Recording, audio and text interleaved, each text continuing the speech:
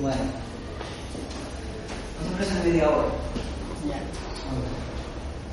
Bueno, y entonces estamos hablando del 2007, el evento subprime y contracción de crédito y crisis financiera global.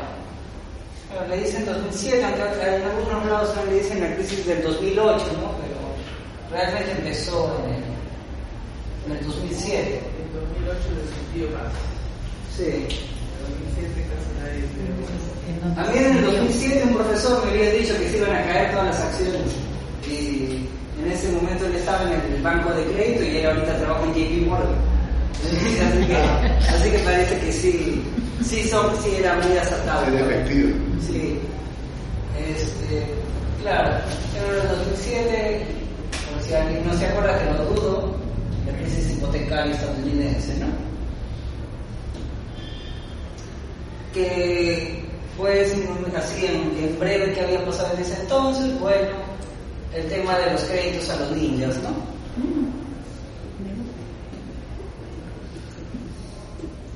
Los créditos ninjas, ¿quiénes eran los ninjas? Eran las personas que tenían no income, o sea, no ingreso,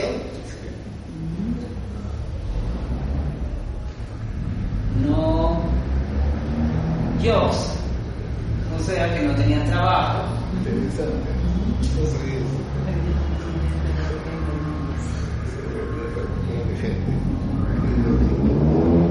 Y la A era, ya no se podía poner otra N ahí, que era que no tenían, no assets, no activos.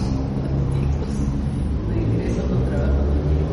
Préstamos a personas que no tienen ni ingresos, ni trabajos, ni activos. Y dicen, bueno, ¿y esto cómo podía funcionar? Como ya una vez me preguntan, pero eso no tenía manera de funcionar de ninguna manera, ¿no? ¿No? Pues obviamente que no, ¿no? Pero ¿cómo funcionaba o por qué la gente podía adquirir? Bueno, para empezar, había muchas facilidades con los créditos, ¿no? Habían créditos que se otorgaban que tenían tasas. Tenían créditos a tasas crecientes.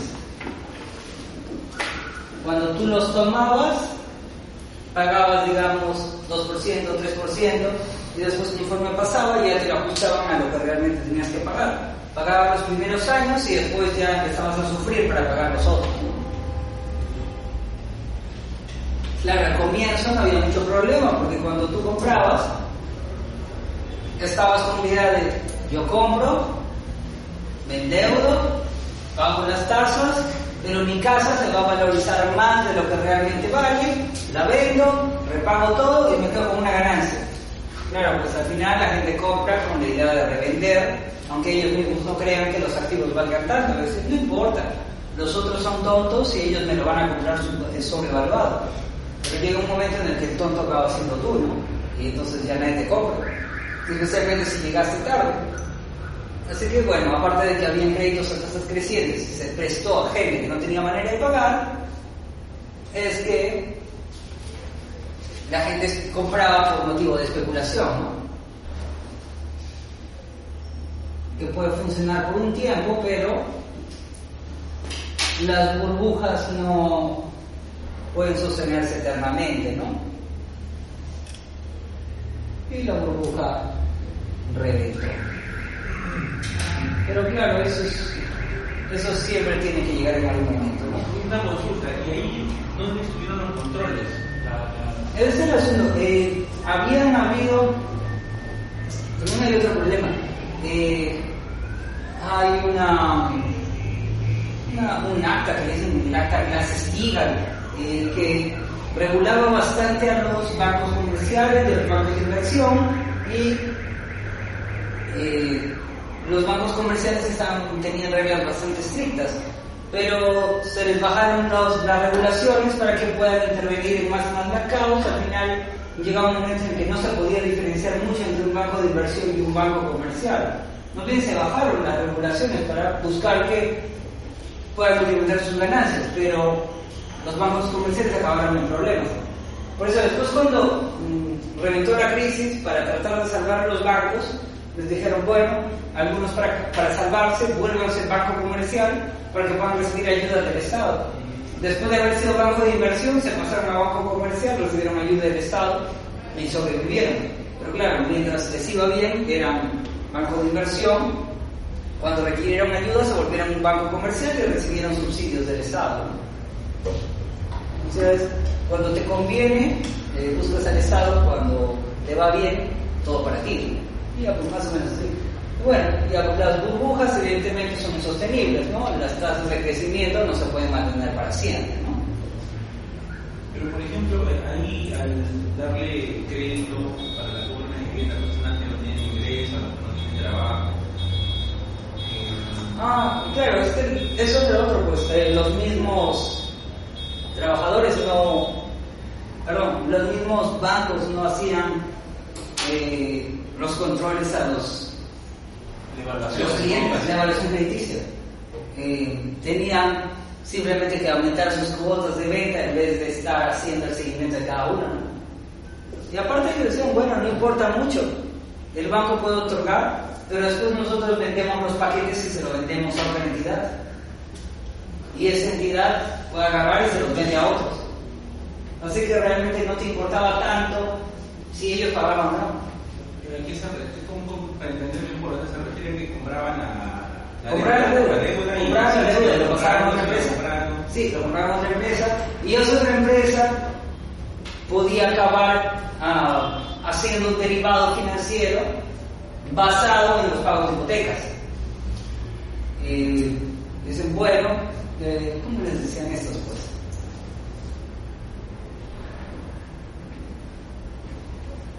Los CDS y los MBS, estos eran los Credit Default Swap,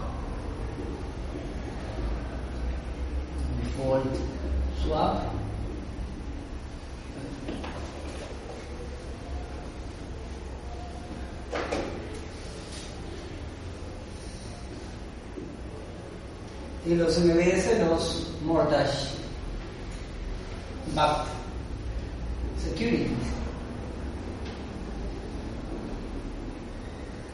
O sea, uno de los más interesantes es eso, lo del Mortgage Backed Security, ¿no?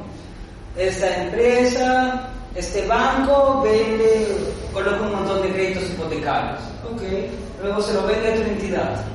Esa entidad va a sacar un Mortgage Backed Security que simplemente va a decir, nosotros estamos pagando, tú cómprame esto, te vendo este papelito que dice te va a pagar 6% al año. ¿Y en qué se basa? Se basa en todos los pagos de hipotecas. Pero te voy a decir algo, tenemos a todos nuestros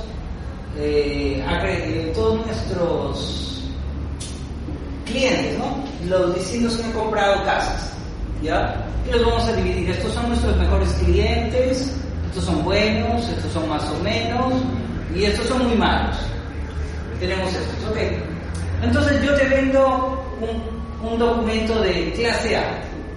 ¿Ya? Clase A, sí, vamos a utilizar casi todos los mejores pagadores, los que sí tienen trabajo, tienen activos y tal. Ese documento que te voy a vender a ti, que te está pagando 6%, digamos, va a tener 80% de A, 10% de B, o 15% de B y 5% de C. Y pagaría más o menos 6%. Ya, muy bien. Y viene otra persona o otra entidad, más probablemente sea otra entidad, que a esta segunda empresa le está comprando estos papeles. Así que ya está bastante difuso desde la persona que tomó el crédito hasta el último. ¿Y qué pasa aquí? Bueno, y entonces viene la agencia de calificación crediticia y va a decir, entonces esto tiene una calificación triple A, porque es muy bueno la mayoría. ¿Resulta que es verdad o no? Probablemente no, porque esta parte que son muy malos clientes no te van a acabar pagando, no lo van a pagar. Y en un préstamo con que 5%, 10% ya no te paguen, ya perdiste todo lo que ibas a ganar en intereses, porque esos ya van a dejar de pagar. Hasta que recuperes demora mucho.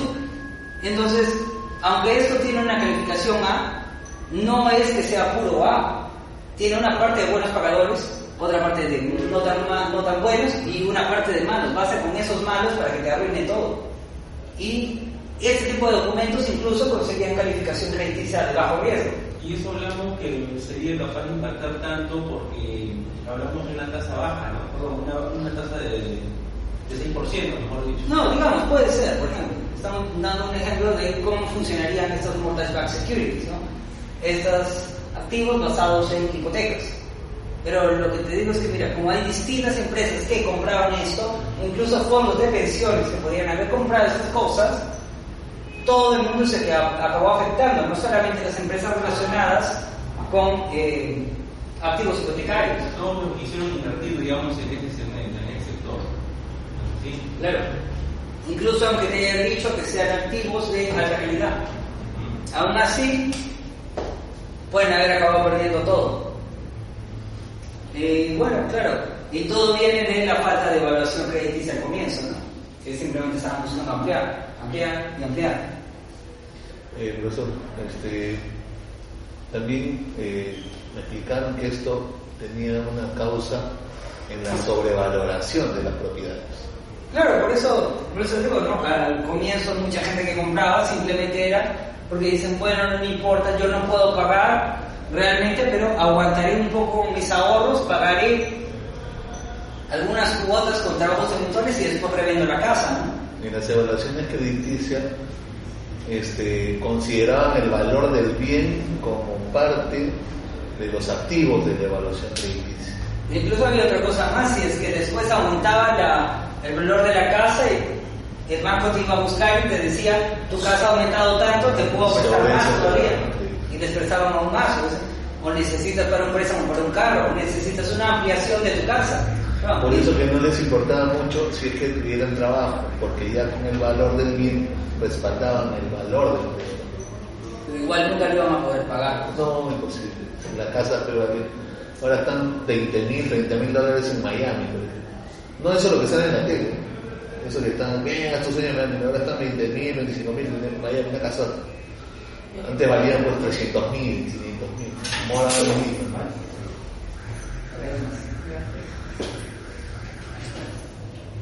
¿Qué tenemos? Bueno, lo que hablábamos un poco, ¿no? Derivados y activos. Derivados, contratos que traen su valor de un activo subyacente, tasa de interés o índice financiero.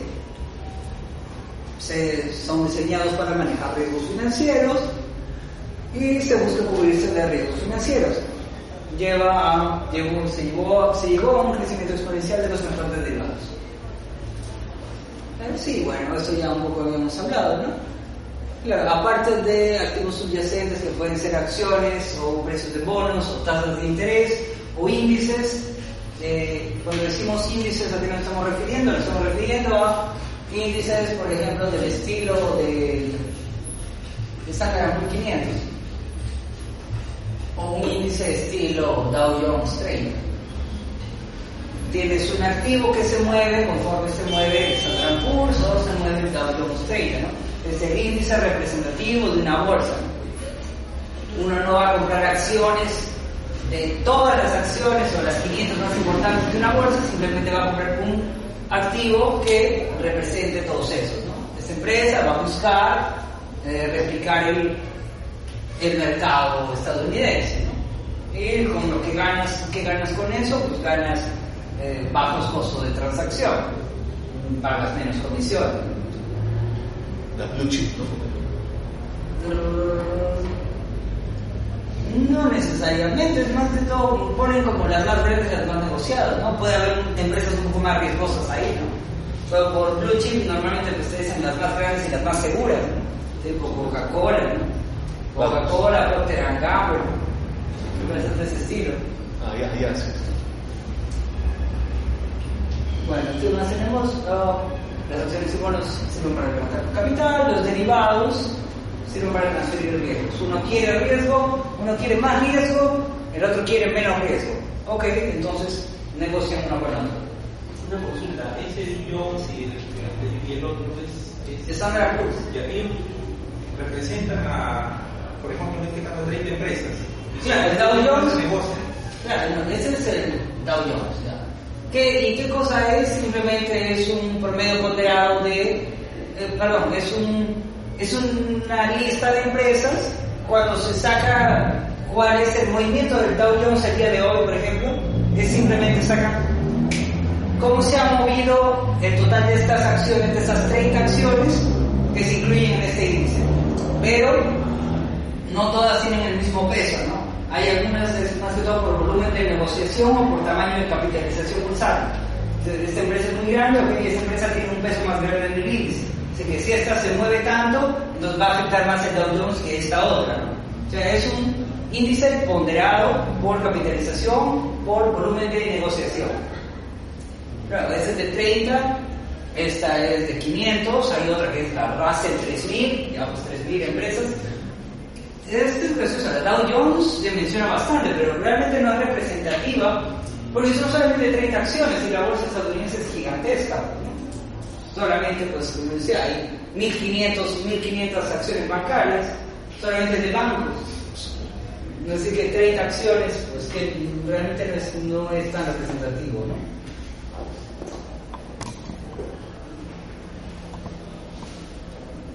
Ahora, con respecto a los derivados, puede ser, hay situaciones donde, claro, el pago no se va a hacer por adelantado, por eso se puede hacer apalancamiento. Lo que se paga al comienzo, sí, cuando es una opción, son las primas, ¿no?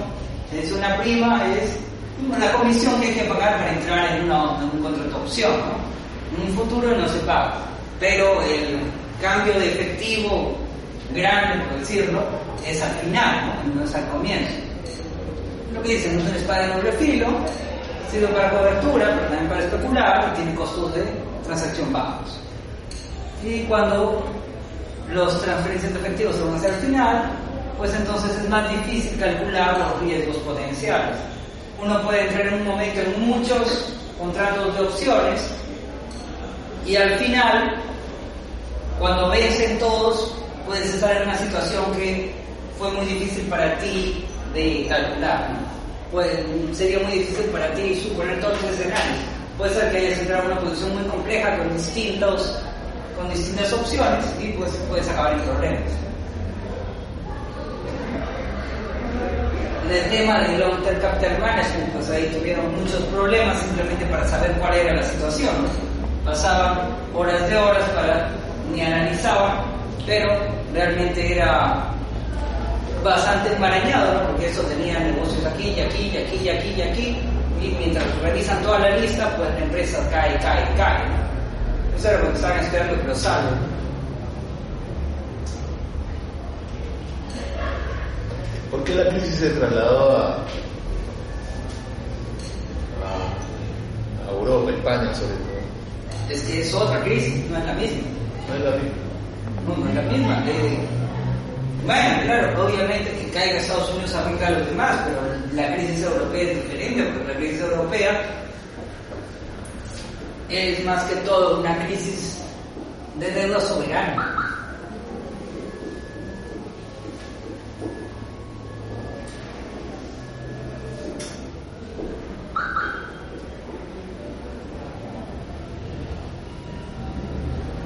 Los estados tenían demasiado gasto, los estados tenían mucho desempleo, los estados recibían fondos de la Unión Europea, y en algunos de esos estados, cuando dejaron de recibir esos fondos, pues se dieron cuenta que su crecimiento era artificial. Llegó un momento en que en promedio los salarios en España eran mayores que los salarios alemanes, lo cual era ridículo porque la productividad alemana era mucho mayor que la productividad española.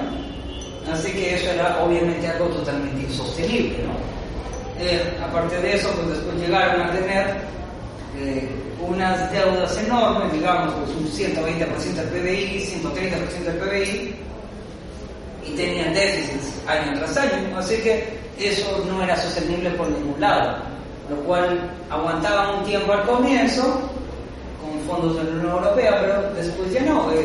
El dinero que recibían no se iba para proyectos de inversión, el dinero que recibían se gastaba en obras inútiles, como por ejemplo hacer un parque gigantesco en un lugar donde había una carretera.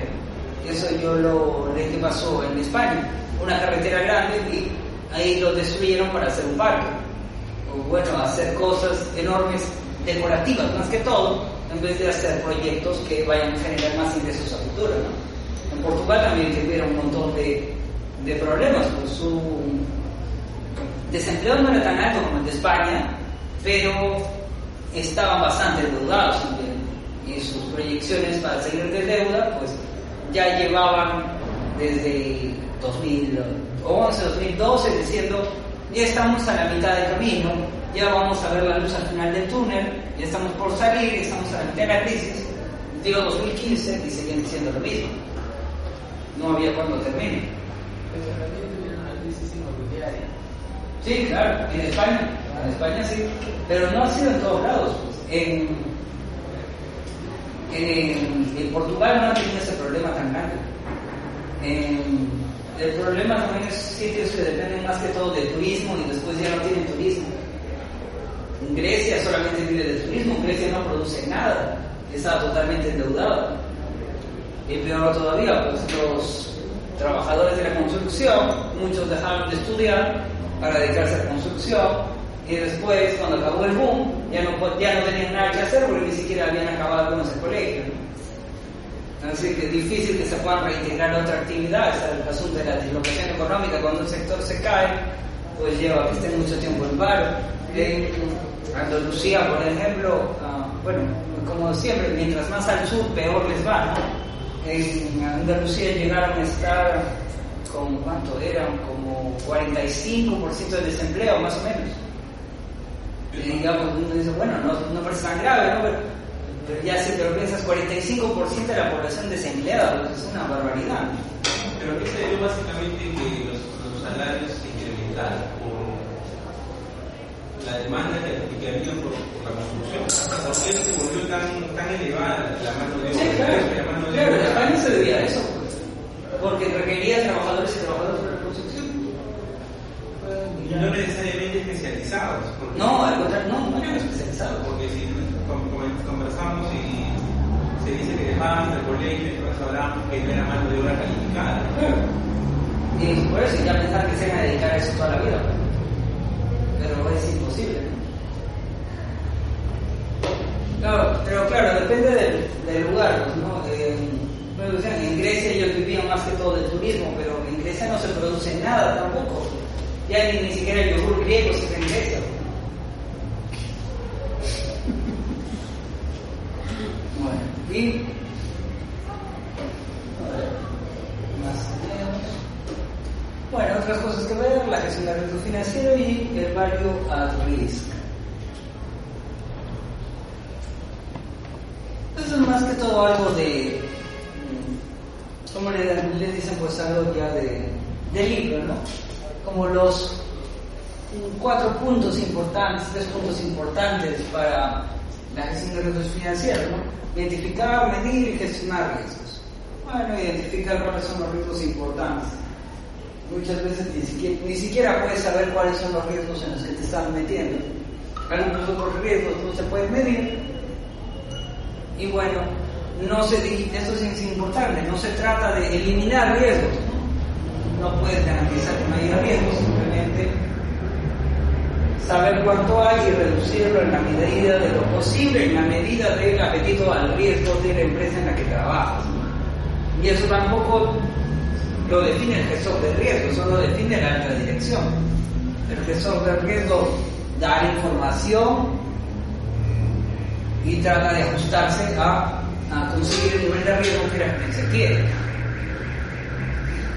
Bueno, estas son las innovaciones crediticias y en finanzas que se dieron desde el 83. Algunos son conceptos, otros son ideas tecnológicas. El tema de la duración se refiere a la duración de bonos, en este caso.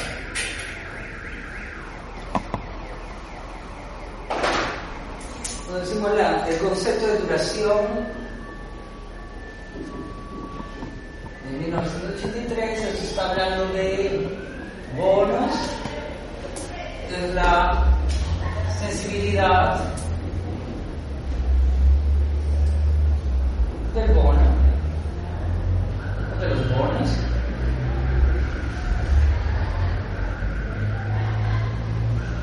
a los cambios en tasa de interés.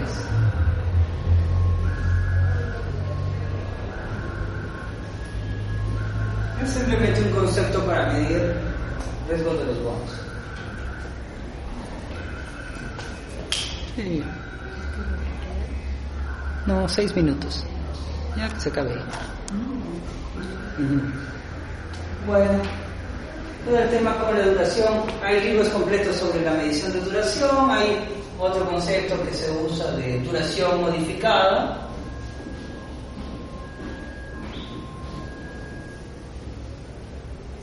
Pero todo se refiere al mercado de bonos y a la sensibilidad que tienen con respecto a los cambios de tasa de interés. Y ahí tenemos el modelo de media varianza Markowitz. Entonces, justo estábamos hablando con la compañera que ella decía, pues, ella había hecho en su trabajo, había hecho un curso, ese ejemplo de modelo de media varianza, ¿no? ¿De qué se trata? Bueno, cuando hace uno un portafolio de activos,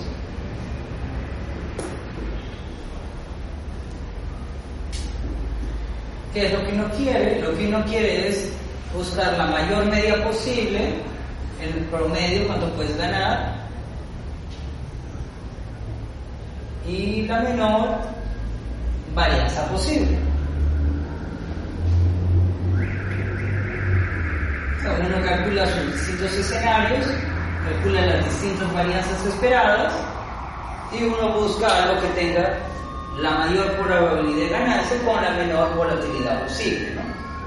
Si es que tienes dos opciones con la misma media, vas a elegir el que tenga la menor varianza, ¿no? Si tienes un proyecto que te ofrece 5% como media, con una desviación estándar de 3%, y tienes otra que te ofrece 5% con una desviación estándar de 6%, pues uno siempre va a elegir la opción con menos volatilidad. Vas a buscar si el retorno esperado es el mismo. De eso es lo que se trata. Uno normalmente calcula distintos escenarios, escoge más media y menor varianza. Profesor, ¿no se está de buscar los productos para poder diversificar, que tengan mejor varianza? No, claro, por eso. O sea, es que tenga mejor varianza. ¿Pero qué es mejor varianza? Discúlpeme, el mejor o sea, la mejor rentabilidad, o sea, por eso, la media. Sí, la mejor media. Por eso, la mejor rentabilidad esperada. Claro, esa media que yo estoy hablando es la rentabilidad esperada.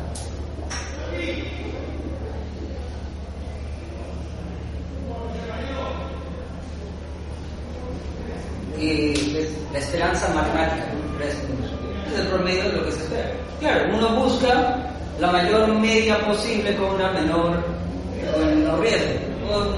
Uno puede ir en otro camino también, puede decir cuál es un cierto riesgo que uno puede tomar, ¿ok? Como decir, yo quisiera tomar como máximo un riesgo del 10%, ¿ya? ¿Cuál es la mejor media que puedo conseguir con una volatilidad, con una desviación estándar del 10%? De repente encuentras una media de 12. Ok, entonces esa sería. O sea, uno puede ir por ambos lados, ¿no? Uno puede decir, ok, yo quisiera ganar esta cantidad. O uno podría decir, yo quiero arriesgar como máximo en una inversión con una volatilidad máxima del 10%. Y de ahí buscar cuál es la mayor media que uno puede conseguir con esa volatilidad. Y como se dice, pues, a mayor volatilidad, mayor rentabilidad esperada. Nadie dice que sea lo que realmente vaya a pasar, ¿no? Pero claro, normalmente se amarra uno con otro, ¿no? Normalmente cuando uno hace el ploteo de los datos de media y varianza, uno obtiene una cosa así.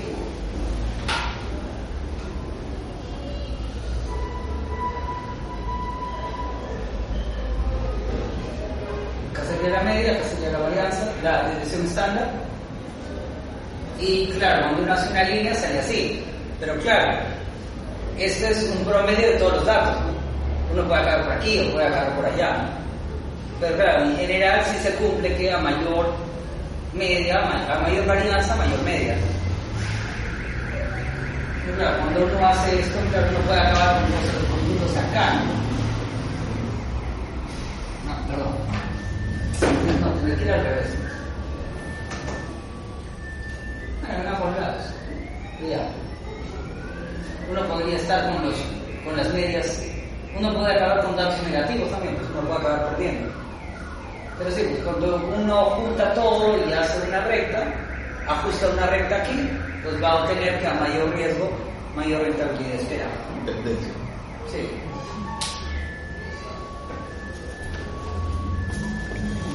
Ahora sí.